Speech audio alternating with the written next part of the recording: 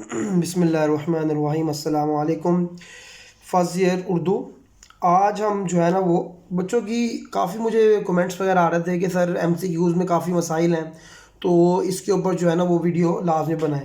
اچھا، میں نے پہلے بھی ایم سی کیوز کا پورشن اپلوڈ کیا ہوا ہے۔ میں نے بھی جو ہماری اردو کی جو ایک ریمینی ابھی پریویس ویڈیو ہے جو کہ بالکل ریسنٹ ویڈیو ہے، جس کے اندر میں نے حصہ معروضی میں یہ تمام چیزیں قافیہ، مطلع، مقطع، ردیف، استعارہ، یہ جتنے بھی ہمارے پاس ٹرمنالوجی تھی میں نے یہ ساری ڈیٹیل کے اندر آپ لوگوں کو سمجھائی ہیں، جس کے اندر یہ سارا مطلع کا، مقطع کا، استعارہ، استعارے کے ارکان، اس کے بعد تشبیہ کے ارکان جتنے بھی ہیں وہ سارے میں نے آپ کے ساتھ جو ہے نا یہ ویڈیو شیئر کی ہوئی ہے۔ لازمی آپ جا کر دیکھیے، چینل کو ہمارا لازمی سبسکرائب کریں انشاءاللہ تعالیٰ۔ بورڈ کی پریپریشن کے حوالے سے نا، یعنی جو بورڈ کی پریپریشن ہے اب اس کا سلسلہ شروع ہو گیا، سلیبس سارے چینل پر اپلوڈ ہیں، لازمی دیکھیں۔ اکاؤنٹ کو بھی فالو کریں، ہمارے ٹک ٹاک اکاؤنٹ کو اپنا مکتب کے نام سے ہی ہے۔ الحمدللہ ہم پورا جو کنٹینٹ ہے نا وہ آپ لوگوں کے لیے شیئر کر رہے ہیں۔ ٹیسٹ سیشن بھی سٹارٹ ہونے والا ہے، تو ہمارے ساتھ جڑ جائیے انشاءاللہ تعالیٰ۔ بورڈ کی پریپریشن کے حوالے سے آپ کے لیے جو ہے نا وہ گڈ نیوز ہی ہوگی۔ اب آئیے، یہ کچھ ایم سی کیوز ہیں جو بچے اس سے پہلے جو پریویس ویڈیو نا جس کے اندر میں نے پوری جو آبجیکٹیو ہے اس کو ایکسپلین کیا ہے وہ لازمی دیکھیں۔ اس ویڈیو کو دیکھنے کے بعد آپ کو یہ ایم سی کیوز جو ہے نا وہ اچھی طرح سمجھ آ جائیں گے، اور یہ فیڈرل بورڈ کے بچے بھی اور پنجاب بورڈ کے اسٹوڈنٹس بھی، یہ دونوں کے لیے جو ہے نا یہ اپلیکیبل ہے۔ اور چونکہ اس کے اندر بیسک گرامر کا پورشن ہے نا، ہاں ایم سی کیوز کی نوعیت تھوڑی سی بدل سکتی ہے لیکن کنسیپٹ وہی ہوگا، تو اس کو آپ نے میرے ساتھ اچھی طرح سمجھنا ہے، پوری ویڈیو کو دیکھنا ہے تسلسل کے ساتھ۔ تو انشاءاللہ تعالیٰ اسی طرح ہم فزکس کا بھی، انگلش کا بھی، اردو کا بھی، اسلام ترجمہ القرآن کا بھی، باقی سبجیکٹس کا بھی کنٹینٹ جو آبجیکٹیو کا ہے وہ بھی اپلوڈ کرتے رہیں گے ساتھ ساتھ۔ شاعری کی اصطلاح میں اشعار کے اس مجموعے کو کیا کہتے ہیں جو ایک موضوع پر لکھا گیا، یعنی ایک ہی موضوع ہے، جیسے فار ایگزامپل برسات کی بہاریں ایک نظم ہے، تو اس کے اوپر جتنے بھی شعر ہوں گے وہ برسات کے موسم پر ہوں گے، تو ایسی اس کو جو ہے نا وہ نظم کہتے ہیں، یعنی ایسے شعری مجموعے کو، ایسی نظم جس کے ہر بند میں 6 شعر ہوں، ہر بند میں 6 شعر وہ مسدس کہلاتی ہے۔ اس کے بعد غزل کس زبان کا لفظ ہے؟ غزل عربی زبان کا لفظ ہے۔ تشبیہ میں مشبہ اور مشبہ بہی کو کیا کہتے ہیں؟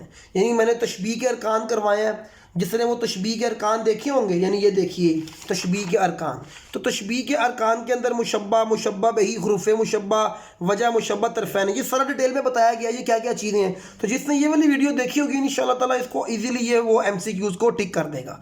احمد ذہین ہے، قواعد کی روح سے احمد کیا ہے؟ مبتدی، جس کے بارے میں ذکر کیا جا رہا ہے نا وہ مبتدی ہے، ذہین ہے اس کے بارے میں خبر ہے۔ ٹھیک ہو گیا؟ اگلا ایم سی کیوز، یہ والا نیکسٹ ایم سی کیوز ہمارے پاس آ رہا ہے۔ اچھا، اس کے اندر دیکھیے، علی نے سبق پڑھا، علی نے سبق پڑھا، قواعد کی روح سے کیا جملہ ہے؟ یہ اس میں فعلی ہے، جو کہ اس کے اندر فعل جو ہے نا وہ واقعہ ہو رہا ہے۔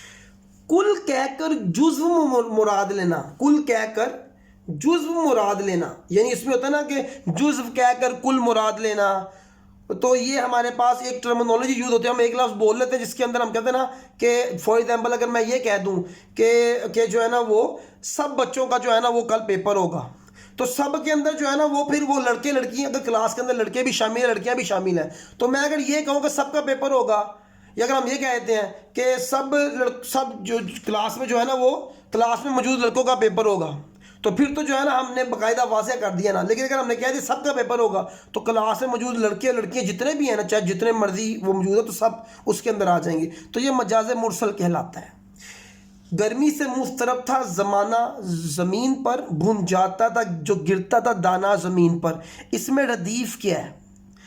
وہ کہتے تھے قواعد کی روح سے زمین پر کیا چیز ہے؟ ردیف ہے۔ ہم نے بتایا تھا نا کہ ردیف ایسے الفاظ کو کہتے ہیں جو ہم شکل بھی ہوتے ہیں، ہم آواز بھی ہوتے ہیں۔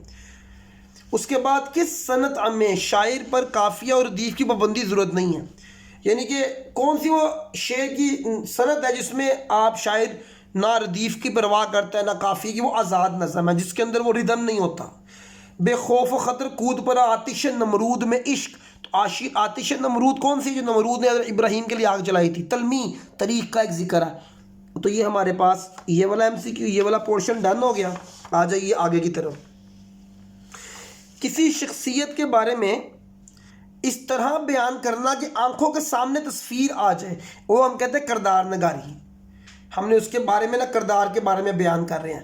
تشبیہ اور استعارے کا بنیادی فرق کون سا ہے؟ حروف مشبہ.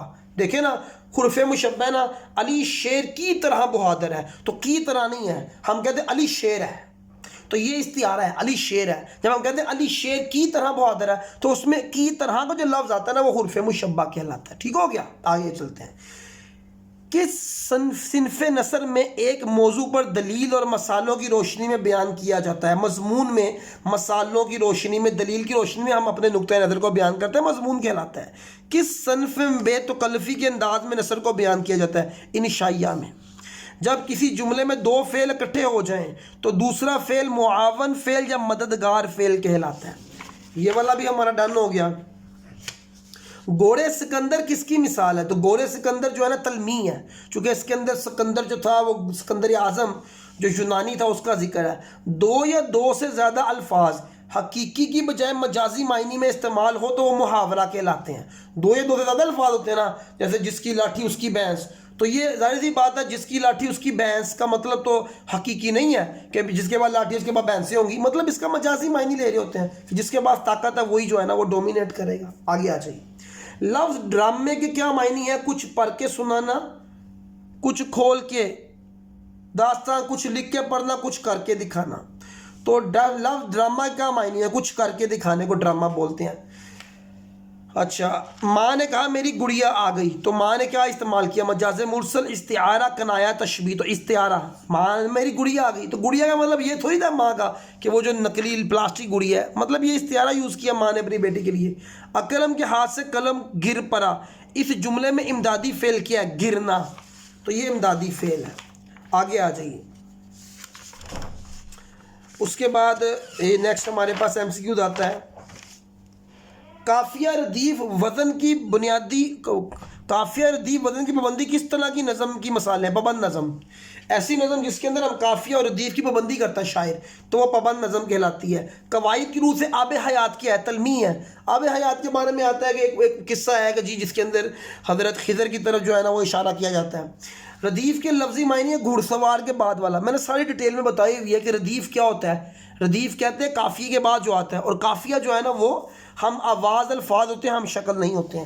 ایسی تحریر جس میں لکھنے والا اپنے خیالات کو بیان کرتا ہے، یعنی جو مصنف ہے تو اس کو سوانح عمری کہتے ہیں. درج ذیل میں کس صنف شعری کا ہر شعر الگ موضوع کا ہوتا ہے؟ تو یہ غزل کے اندر ہر شعر کا موضوع الگ ہوتا ہے نا، ہر شعر میں کہیں نئی بات کی جاتی ہے، یعنی غزل کے اندر شاعر ہر شعر میں کوئی نہ کوئی نیا مدعا رکھتا ہے. تو یہ ہمارے پاس کچھ یہ ہماری وہ تھیں. اچھا، یہ میں نے کچھ چیپٹرز آپ کے لیے نا ایم سی کیو، یہ تفہیم عبارت وغیرہ نکالے ہوتے، پاکستانی زبان میں ان کا باہمی رشتہ، اور کچھ ہمارے پاس یہاں پر کچھ تفہیم عبارت تھیں. سو یہ اب ہم اس کو جو ہے نا وہ خیر اس کو نیکسٹ ویڈیو کے اندر میں آپ لوگوں کے لیے اپلوڈ کروں گا. ابھی فی الحال جو ہے نا وہ ہم اپنے آبجیکٹیوز کے اوپر فوکس کرتے ہیں. تو یہ میں نے آپ کے لیے ایک ڈیمونسٹریشن دی ہے کہ جن بچوں نے اس کو تیار کیا ہوگا، یہ ہمارا یہ والی ویڈیو ہے، اس کو وہ دیکھی ہوگی تو ان کے لیے ایم سی کیوز کی ویڈیو ایزی ہو جائے گی. اسی طرح ہمارے ساتھ جڑے رہیے انشاءاللہ تعالیٰ. باقی سبجیکٹ کی بھی ایم سی کیوز اور اس کے بعد باقی بھی اسی طرح جب ٹیسٹوں کے اندر بھی ہم ایم سی کیوز لیں گے آپ سے تو اس میں بھی آپ کی پریپریشن ہوگی. اور جو بچے چاہتے ہیں کہ جو آن لائن کلاسز وغیرہ کے لیے تو وہ اس نمبر پر مجھ سے کانٹیکٹ کر سکتے ہیں. آن لائن کلاسز اویلیبل ہیں، پیڈ کلاسز ہیں، لیکن یہ ہے کہ ایک ویلیو ایڈیشن ثابت ہوگی.